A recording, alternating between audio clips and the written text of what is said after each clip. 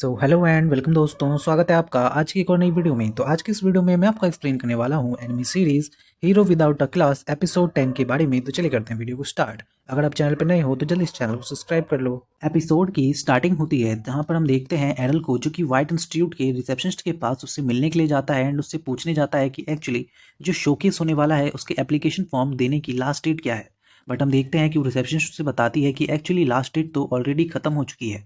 उसकी ये बात सुनने के बाद हम देखते हैं कि एरल उसको काफ़ी बार मनाने की कोशिश करता है एंड उससे पूछता है कि क्या तुम मेरे लिए कुछ कर नहीं सकती हो। बट हम देखते हैं कि जो रिसेप्शनिस्ट होती है वो साफ तौर पे मना कर देती है कि नहीं, मैं तुम्हारे लिए कुछ भी नहीं कर सकती हूँ, क्योंकि डेट ऑलरेडी खत्म हो चुका है और आपको अगली बार होने वाले शोकेस में ही पार्टिसिपेट करना होगा।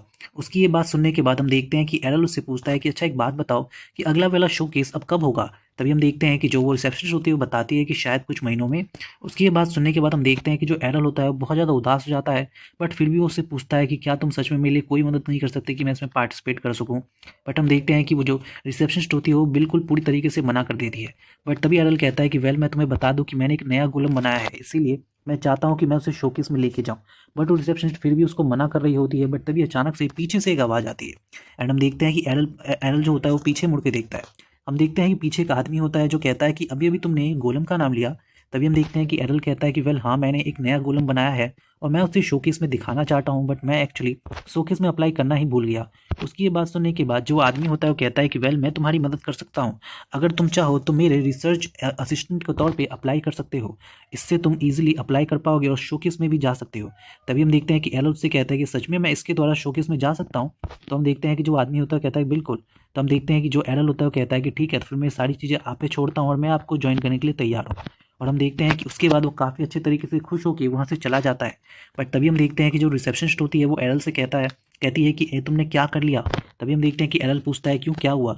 तभी हम देखते हैं कि जो रिसेप्शनिस्ट होती है वो बताती है कि वेल एक्चुअली वो हमारे यहाँ की एक टीचर हैं जो कि गोलम्स को कंट्रोल करने में काफ़ी ज़्यादा अच्छे हैं एंड वो हर बार किसी ना किसी स्टूडेंट को ढूंढते हैं जो कि उनके लिए एक चारे का काम कर सके एंड वो उसको चुनौती के लिए कहते हैं जब भी वो इस कंपटीशन में जाते हैं एंड वो उसको बहुत ही बुरी तरीके से ख़त्म कर देते हैं। बट हम देखते हैं कि एलन उससे कहता है कि कोई बात नहीं, मेरे लिए कोई बड़ी बात नहीं है। एंड तभी हम देखते हैं कि वो लड़की बताती है कि वेल, इस बार भी वो एक अपोनेंट ढूंढ रहे हैं और मुझे लगता है कि शायद तुम ही हो वो। बट हम देखते हैं कि एरल कहता है कि कोई बात नहीं, मुझे कोई फ़र्क नहीं पड़ता है, तुम मुझे रजिस्टर कर लो उनके असिस्टेंट के तौर पे। एंड हम देखते हैं कि वो उसे रजिस्टर कर लेती है। उसके बाद हम देखते हैं अगला दिन आता है जहाँ पे जो वो कॉम्पिटिशन होता है या कह सकते हैं जो शोकेस होता है वो स्टार्ट हो जाता है, जहाँ पर सभी अनाउंसमेंट कर रहे होते हैं एंड सभी लोग अलग अलग तरह के गोलम्स बना के दिखा रहे होते हैं। जैसे कि एक लड़की पंछी बनाती है, दूसरी लड़की कुछ किंग्स बनाती है, कोई घर बनाता है, अलग अलग तरह के गोलम्स बनाते हैं। उसके बाद हम देखते हैं कि फाइनली बारी आती है उस टीचर की जिसका नाम होता है रॉकवेल, यानी कि जिसको एरल ने ज्वाइन किया है। एंड हम देखते हैं कि जो टीचर होते हैं वो आते ही बताते हैं कि वेल, मैं रॉकबेल हूँ और मैं यहाँ पे आपको एक बढ़िया सा बैटल दिखाने वाला हूँ, वो भी गोलम्स के बीच का। एंड हम देखते हैं कि वो अपने गोलम्स के बारे में सुनते ही जो आसपास में लोग बैठे होते हैं वो सभी कहते हैं कि ये तो वही टीचर है ना जो हमेशा किसी ना किसी स्टूडेंट को बहुत बुरी तरीके से पीटता है अपने इस मैच में। और मुझे लगता है कि इस बार शायद इस लड़के की बारी है जो कि फर्स्ट ईयर में है। बट तभी हम देखते हैं कि जो वो टीचर होते हैं रोजबेल, वो अपने सारे गोलम्स को बाहर निकाल लेते हैं। लगभग 5 या 6 गोलम्स होते हैं। तभी वो कहते हैं, उसकी उस गोलम्स को देख के जो कूफा होती है और साथ में काइटो होता है वो कहता है कि ये क्या, ये तो बहुत ज़्यादा डिफरेंट तरह के गोलम्स लग रहे हैं जो कि मैंने अपने विलेज में देखे थे उससे काफ़ी अलग, शायद यही है बैटल के गोलम्स। एंड हम देखते हैं कि तभी जो रोक्सवेल होता है वो एरल से कहता है कि एरल, अब तुम भी अपने गोलम्स को निकाल सकते हो। तभी हम देखते हैं कि एरल अपने गोलम को आवाज़ देता है जिसका नाम उसने अल्फा रखा होता है। एंड हम देखते हैं कि पीछे से उसका गोलम आता है जिसे देखकर जो रोजवेल होता है उसकी आंखें चौंधिया जाती हैं एंड वो कहता है कि आखिर ये क्या है। तभी हम देखते हैं उसके गोलम को एरल के, जो कि काफ़ी कमाल का दिख रहा होता है एंड मेटल का बना होता है, जिसे देखकर हम देखते हैं कि जो गुफा होती है वो कहती है कि जैसा मैंने कहा था, इसने हमेशा की तरह ही सबको चौंका दिया, देखा तुमने। तभी हम देखते हैं कि जो वो शेंसे होते हैं, कह सकते हैं रोजवेल, वो कहता है कि वेल, मुझे नहीं लगता कि ये सचमुच में कोई एक गोलम है, क्योंकि इतना ज़्यादा हैवी है। तुम्हें सच में लगता है कि ये बिल्कुल भी तुम इसे कंट्रोल कर सकते हो अर्थ मैजिक के द्वारा? मुझे तो ऐसा लगता है कि इसके अंदर तुमने जरूर किसी न किसी को छुपाया है। बट जैसे ही वो उसको चेक करते हैं देखते हैं कि उसके अंदर कोई भी नहीं होता है। बट हम देखते हैं कि जो वो मास्टर होता है, वो कह सकते हैं रोजवेल, वो कहता है कि कोई फ़र्क नहीं पड़ता, तुम इससे फिर भी मुझे नहीं हरा पाओगे, क्योंकि तुम्हारे इस गोलम के में तुमने ज़्यादातर जो ध्यान दिया है वो उसके वेट को कम करने पे दिया है, यानी कि इसके अंदर स्ट्रेंथ तो होगा ही नहीं एंड ये मेरे गोलम्स के एक ही मुक्के से हार जाएगा। बट तभी हम देखते हैं कि जैसी फाइट स्टार्ट होती है एंड रोजवेल का एक गोलम मुक्का मारने के लिए आता है। जो वो गोलम होता है एरल का, वो ईजिली उसके मुक्के को रोक लेता है। ना ही सिर्फ रोक लेता है बल्कि उसके एक हाथ को ही बहुत ही बुरी तरीके से तोड़ देता है। जिसके बाद हम देखते हैं कि सभी की तरफ खुशी की लहर चली आती है एंड सभी लोग बहुत ही अच्छे से चीयर करने लगते हैं एरल के लिए। बट तभी हम देखते हैं कि उसकी ये स्थिति देख के जो रोजवेल होता है वो कहता है कि कोई फर्क नहीं पड़ता, मुझे पता है कि ये जरूर ही गलती से हो गया होगा। और वो कहता है कि वेल अगर ऐसी बात है तो कोई फर्क नहीं पड़ता, मैं अपने सारे गोलम्स को भेजूंगा, क्योंकि तुम्हारा जो ये लो स्ट्रेंथ गोलम है ये इनके सामने कुछ भी नहीं कर पाएगा। एंड हम देखते हैं कि वो सभी के अपने गोलम्स के जो टफनेस होती है उसको बढ़ाकर उनको अटैक करने के लिए कहता है। एंड हम देखते हैं कि वो सभी के सभी गोलम एकदम तेजी से अटैक करने के लिए जाते हैं। जैसे वो तेजी से अटैक करने के लिए आते हैं, जो एरल होता है वो कहता है कि वेल एक को हराने से बढ़िया है कि सभी को हरा दे, और ये काफ़ी ज़्यादा ईजी भी होगा। एंड हम देखते हैं कि जो एडल होता है वो कहता है कि वेल मुझे लगता है कि सिंपल हाथों से लड़ना थोड़ा मुश्किल हो सकता है, तो इस बार मैं बिना हाथों के इस्तेमाल किए ही इससे लड़ूंगा। एंड हम देखते हैं कि वो उस गोलम के पीछे से 2 तलवारें निकाल देता है अपने मैजिक से। एंड उस मैजिक का इस्तेमाल करने के बाद जब वो तलवारें आ जाती हैं तो वो गोलम उन तलवारों का इस्तेमाल करने लगता है। एंड हम देखते हैं कि उस तलवारों का इस्तेमाल करते हुए वो काफ़ी ज़्यादा बढ़िया लग रहा होता है। उसके बाद अचानक से हम देखते हैं कि जो एडल का गोलम होता है वो बिल्कुल सेकंड भर भी उसको नहीं लगता है, एंड अचानक से वो रोजवेल के सारे गोलम्स को काट के चूकना चूर कर देता है। इसके बाद हम देखते हैं कि जो रोजवेल होता है वो अपने घुटनों पे बैठ जाता है और वो कहता है कि आखिर ये तुमने कैसे किया। बट हम देखते हैं कि एरल वहाँ पे आता है एंड एरल से जो रोजवेल होता है पूछता है कि आखिर तुमने किस तरीके की टेक्निक का इस्तेमाल किया। तभी हम देखते हैं कि एरल से बताता है कि वेल मैं जानता हूँ कि अगर ये नॉर्मल गोलम होता तो शायद नहीं जीत पाता, बट मैंने इसको काफ़ी अजीब तरीके से बनाया है। एंड वो कहता है कि वेल मैंने इसके वेट को काफ़ी ज़्यादा कम कर दिया है, साथ ही में मैंने इसके ऊपर एल्केमी मैजिक का भी इस्तेमाल किया है, और साथ ही में मैंने इसके जॉइंट्स को जोड़ने के लिए अपने अर्थ मैजिक का इस्तेमाल किया है, जिसकी वजह से काफ़ी ज़्यादा फ्लेक्सिबल है। और इसी कारण से इसने इतने अच्छे तरीके से आपके पास जितने भी सभी गोलम्स हैं उन सभी को सरपास कर दिया, यानी कि उन सभी को हरा दिया। एंड हम देखते हैं कि उसकी बात सुनने के बाद जो सेंसे होते हैं कहते हैं कि वेल मुझे नहीं पता कि तुमने क्या किया, बट काफ़ी ज़्यादा बढ़िया था और मुझे तो बट इसका लॉजिक भी समझ में नहीं आया। तभी हम देखते हैं कि एनल से पूछता है कि सर क्या अब मैं इसके साथ प्रमोशन टेस्ट दे सकता हूँ वाइट इंस्टीट्यूट में। बट हम देखते हैं कि जो टीचर होता है कहता है कि वेल असिस्टेंट्स के लिए ये टेस्ट नहीं है, मुझे नहीं लगता कि तुम दे पाओगे, बट हाँ अगर तुम मेरे रिसर्च लैब को ज्वाइन करते हो तो शायद मैं तुम्हें परमिशन दे सकता हूँ। उसकी बात सुनने के बाद हम देखते हैं एरल कहता है कि अगर ऐसी बात है तो ठीक है, मुझे कोई दिक्कत नहीं है। एंड हम देखते हैं कि फाइनली उसको परमिशन मिल जाता है।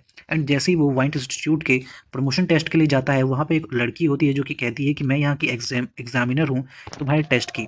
तभी एरल कहता है कि सच में मुझे नहीं लगता कि आप हमारी एग्जामिनर होंगी।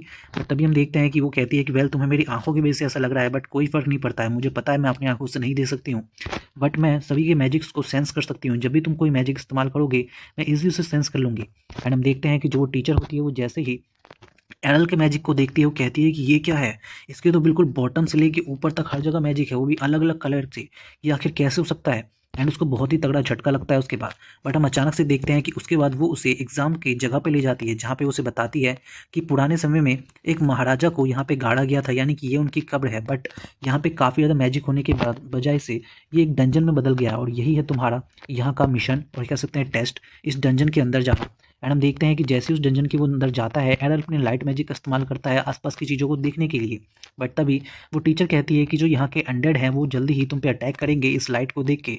बट तभी हम देखते हैं कि जैसे ही वो अनडेड अटैक करना स्टार्ट करते हैं एरल उन पे अपने मैजिक का इस्तेमाल करता है जिसका नाम होता है रोल होली रे, जिसका इस्तेमाल करते ही वो सारे के सारे जो अनडेड होते हैं वो एकदम से खत्म होने लगते हैं। और तभी हम देखते हैं कि जो एरल होता है वो नीचे जाके पूछता है कि अच्छा मैम एक बात बताइए कि क्या मुझे टेस्ट देने के लिए और नीचे जाना पड़ेगा। बट तभी हम देखते हैं कि जो वो सेंसे होती हैं वो कहती हैं कि मुझे नहीं पता था कि तुमने इन सबको इतनी जल्दी खत्म कर दोगे, क्योंकि तुम्हारा टेस्ट यही था कि तुम इस अनडेड को खत्म कर सको। एंड उसके बाद हम देखते हैं कि वो लोग वहाँ से वापस जाने लगते हैं। बट तभी हम देखते हैं कि जो वो एरल होता है वो कहता है कि मैंने तो अभी तक बिल्कुल भी अपना मैजिक इस्तेमाल नहीं किया। बट तभी हम देखते हैं कि जो वो सेंसे होते हैं वो कहती है कि अगर तुम इसी तरीके से और अपना मैजिक इस्तेमाल करते रहे तो तुम्हारा मैजिक पक्का खत्म हो जाएगा, मैं जानती हूँ। बट तभी एरल कहता है कि नहीं ऐसा बिल्कुल भी नहीं है, मैंने तो 1% का भी इस्तेमाल नहीं किया। बट उसके बाद हम देखते हैं कि वो लोग जाने लगते हैं। बट तभी अचानक से जो एरल होता है वो नोटिस कर लेता है कि वहाँ पे एक और अनडेड है जो कि छुपा हुआ है, एंड वो उसके ऊपर भी अपनी मैजिक का इस्तेमाल करता है। और उसके बाद हम देखते हैं कि उस मैजिक के इस्तेमाल के बाद जो वो अनडेड होता है वो कहता है कि वेल मैं तुमसे काफ़ी ज़्यादा इंप्रेस हूँ कि तुमने मुझे देख लिया। और हमें पता चलता है कि वो कोई नॉर्मल अनडेड नहीं है। एंड वो जो टीचर होती है वो बताती है कि शायद ये एक हाई रैंक अनडेड है, क्योंकि इसके अंदर से काफ़ी ज़्यादा मैजिक मुझे महसूस हो रही है। बट तभी हम देखते हैं कि एरल उसके ऊपर होली रे का इस्तेमाल करता है, जिसके ऊपर होली रे इस्तेमाल करते ही हम देखते हैं कि जो अनडेड होता है वो कहता है कि आखिर ये तुम क्या कर रहे हो, कम से कम मुझे मेरा इंट्रोडक्शन तो देने दो। बट हम देखते हैं कि एरल उस पर इस्तेमाल कर ही रहा होता है अपना मैजिक। अचानक से हम देखते हैं कि एरल उस पर एक बहुत ही तगड़ा मैजिक इस्तेमाल करता है, क्योंकि उसके छोटे मोटे मैजिक से उसे कुछ नहीं हो रहा होता है। एंड वो उसके ऊपर हॉली क्रॉस का इस्तेमाल करता है, जिसके इस्तेमाल करते ही जो वो अनडेड है वो पूरी तरीके से खत्म हो जाता है। एंड हम देखते हैं कि जो रास्ते में जाते हुए वो जो टीचर होती है कहती है कि वेल तुम्हारे मैजिक को देख के मैं समझ गई हूँ कि तुम काफ़ी हाई लेवल के इंसान हो, क्योंकि इस तरीके का मैजिक जो तुमने अभी किया था वो केवल एक एग्जॉर्सिस्ट ही कर सकता है और कोई भी नहीं। तभी हम देखते हैं कि उसकी ये बात सुनने के बाद जो एरल होता है वो कहता है कि सच में, बट मुझे तो लगा था कि ये भी बहुत नॉर्मल मैजिक है। उसकी ये बात सुनने के बाद हम देखते हैं कि टीचर जो होती है वो कहती है कि वैसे अगर ऐसी बात है तो कोई नहीं, मैं समझ गई कि तुम किस तरीके के बंदे हो। एंड हमें पता चलता है कि वो वाला टेस्ट भी जो है वो ईजिली पार कर चुका है। उसके बाद हम देखते हैं कि वो ब्लैक इंस्टीट्यूट जाता है, जहाँ पे उसकी जो इंस्ट्रक्टर होती है वो वहाँ पे आके उसे परेशान कर रही होती है और कहती है कि वेल तुम काफ़ी अच्छे लग रहे हो। बट हम देखते हैं कि एरल उसकी मुंडी पे हाथ मारता है एंड उसकी मुंडी दूर जाके गिरती है। तभी हम देखते हैं कि जो एरल होता है पूछता है कि वेल मैंने सुना है कि ब्लैक इंस्टीट्यूट में कोई भी प्रमोशन टेस्ट नहीं होता है। तभी हम देखते हैं कि जो वहाँ पे उसकी इंस्टीट्यूटर होती है वो कहती है कि वेल तुमने सही कहा, बट पहले यहाँ पे इस तरीके का एक टेस्ट हुआ करता था, बट क्योंकि जो सिस्टम है वो कोलैप्स हो गया है तो इसीलिए अब यहाँ पे किसी भी तरीके का ऐसा कोई टेस्ट नहीं होता। बट तभी हम देखते हैं कि एरल उससे पूछता है कि बच्चा एक बात बताओ कि यहाँ पे क्या सच में कोई भी स्टूडेंट नहीं आता है। तभी हम देखते हैं कि वो बताते हैं कि वेल तुमने सही कहा, क्योंकि सभी को यहाँ पे प्रॉब्लम होती है आने के बाद, क्योंकि यहाँ पे कुछ ज़्यादा ही मैजिक पावर है। बट तभी हम देखते हैं कि एरल से पूछता है कि अच्छा एक बात बताओ, ये जो रीडिंग रूम है उसके साइड में जो दरवाज़ा है वो आखिर किस चीज़ का है, वो किस रूम का है। तभी हम देखते हैं कि जो वो उसकी इंस्टीट्यूटर होती है वो बताती है कि पहले हम उसका इस्तेमाल किसी बुक का मैजिक रिकॉर्ड करने के लिए किया करते थे, क्योंकि तुम जानते हो कि जो बाकी इंस्टीट्यूट हैं वो अपना प्रमोशन टेस्ट बाहर करते हैं या कोई भी कॉन्टेस्ट, क्योंकि उससे लोगों को ज़्यादा प्रॉब्लम नहीं होती है। बट जो ब्लैक मैजिक होता है वो थोड़ा खतरनाक हो सकता है और कोई मर भी सकता है, इसीलिए हमने उसके लिए ये रूम बनाया है। उसके बाद हम देखते हैं अगला सीन, जहाँ पर एरल कुछ बुक्स पढ़ रहा होता है जिस पे अलग अलग तरह की चीज़ें लिखी होती हैं। एक बुक पे ये लिखा होता है कि किस तरीके से ह्यूमन को मॉन्स्टर में बदल सकते हैं, वहीं दूसरी तरफ देखते हैं कि उसके पास एक और बुक होती है जिस पे कोई टाइटल और कोई भी ऑथर का नाम नहीं लिखा होता। बट जैसे ही वो उस बुक को खोलता है उसमें से एक अजीब सी लाइट निकलती है एंड हम देखते हैं कि उसके अंदर जो भी लिखा होता है वो सब कुछ गायब हो जाता है। तभी एरल कहता है कि आखिर ये क्या हुआ, आखिर ये मैजिक कहाँ गया। तभी अचानक से हम देखते हैं कि उसके ऊपर एक डीमन आके बैठ जाता है एंड वो कहता है कि हे मैं तुम्हें थैंक्स कहना चाहता हूँ कि तुमने मुझे उस बुक से आज़ाद किया। काफ़ी लंबा समय हो गया था जब से मैं वहाँ पे कैद था। तभी हम देखते हैं कि एरल उससे कहता है कि तुम तो एक डीमन हो ना। तभी वो कहता है कि वेल तुमने सही समझा, मैं काफ़ी समय लंबे समय से वहाँ पे कैद था। और वो कहता है कि वेल क्योंकि तुम मेरे सर्वाइवर हो और तुमने मुझे बचाया है तो मुझे तुम्हें एक रिटर्न गिफ्ट तो देना ही होगा। बट तभी हम देखते हैं कि एरल उससे कहता है कि वेल मुझे तो कोई गिफ्ट नहीं चाहिए। बट हम देखते हैं कि वो डीमन कहता है कि वेल मुझे फिर भी तो तुम्हें देना ही होगा, क्योंकि तुम जानते हो कि मुझे अपने देश जाने के लिए यानी कि डीमंस की रियल जाने के लिए एक सेक्रीफाइस की ज़रूरत है, यानी कि एक ह्यूमन ब्लड की।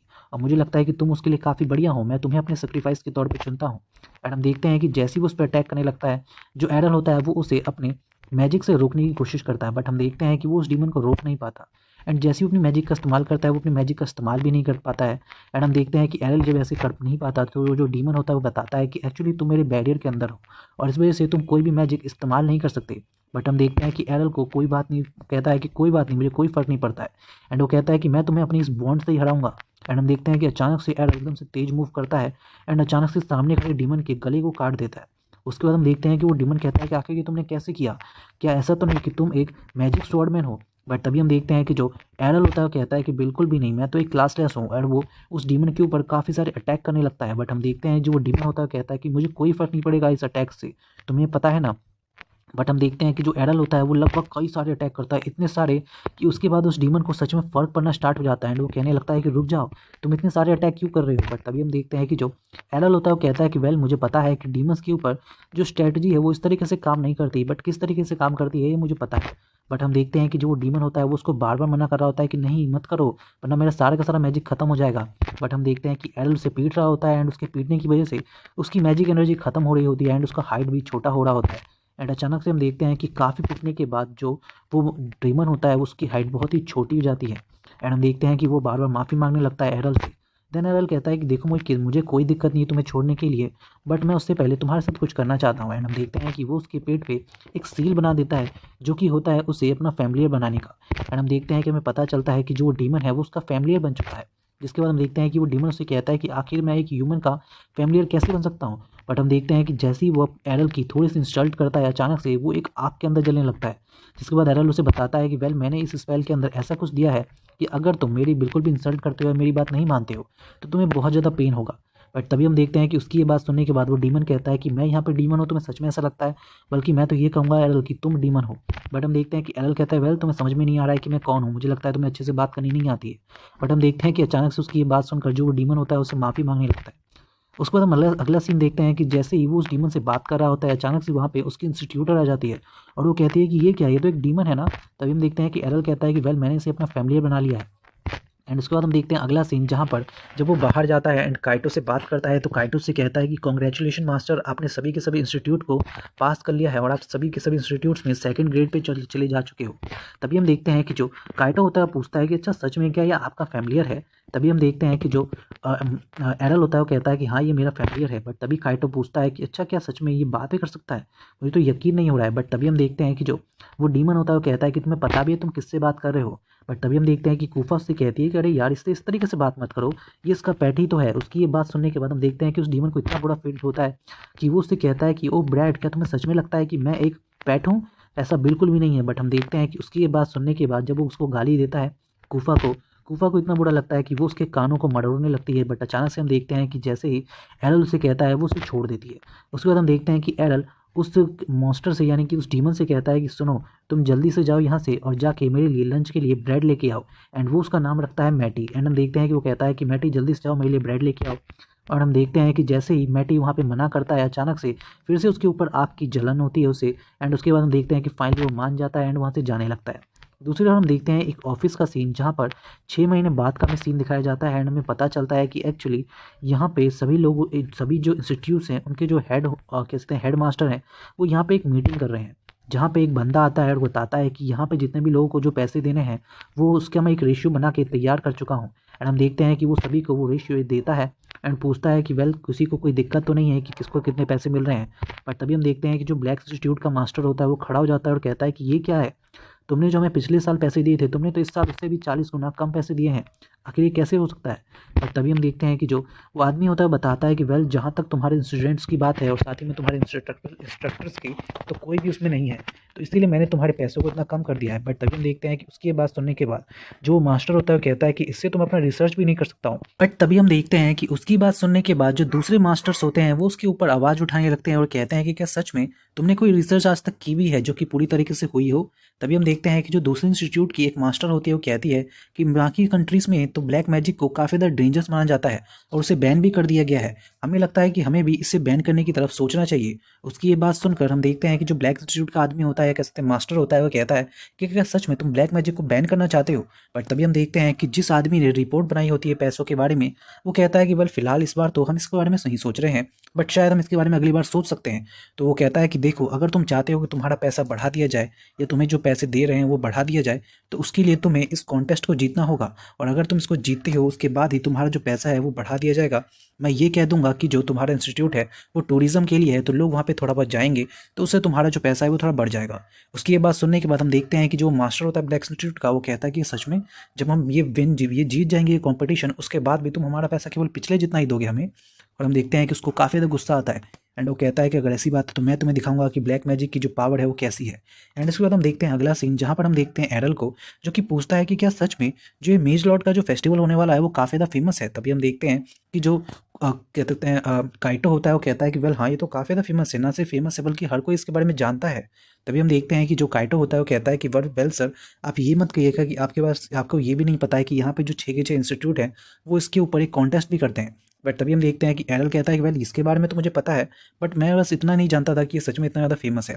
तभी हम देखते हैं कि जो काइटो होता है वो कहता है कि वेल आप किस में पार्टिसिपेट करने वाले हैं। तभी हम देखते हैं कि जो एरल होता है वो बताता है कि वेल मुझे छोटे कॉम्पिटिशन में पार्टिसिपेट करने के लिए कहा गया है।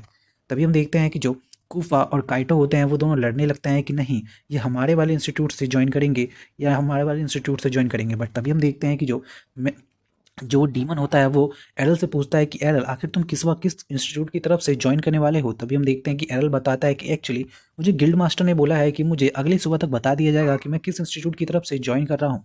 एंड उसके बाद हम देखते हैं अगला सीन जहाँ पे हमें रात का सीन दिखाया जाता है एंड जो ब्लैक इंस्टीट्यूट का मास्टर होता है वो एक मैजिक बैरियर कह सकते हैं एक मैजिक पैटर्न बना रहा होता है जिसके अंदर से वो डीमन को बुलाने वाला होता है। हम देखते हैं कि वो कहता है कि अब मैं तुम्हें दिखाऊंगा कि ब्लैक इंस्टीट्यूट की क्या पावर है। और हम देखते हैं कि वो अचानक से उस डीमन रियल्म से एक डीमन को बुलाता है एंड हम देखते हैं कि जैसे ही वो डीमन वहाँ पे आता है वो सबसे पहले उस ब्लैक मैजिक वाले मास्टर को ही अपने अंदर ले लेता है। एंड हम देखते हैं कि यहीं पे जो एपिसोड है वो खत्म जाता है। So thank you so much for watching this video.